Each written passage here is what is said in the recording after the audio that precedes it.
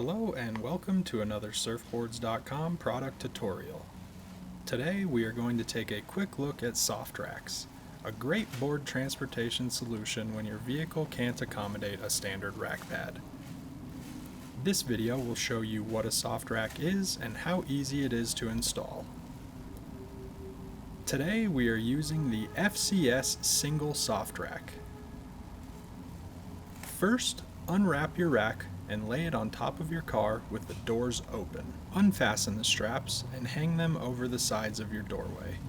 Fasten the underside of the straps inside of your car with the doors open.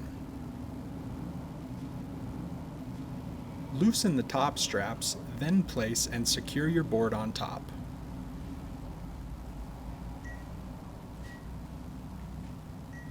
In order to fasten the straps, squeeze the buckling side and feed the strap through.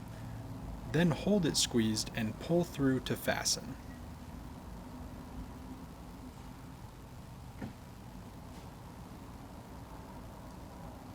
Twist up or tie your extra strap length so it is not flapping around in the wind and you're ready to go.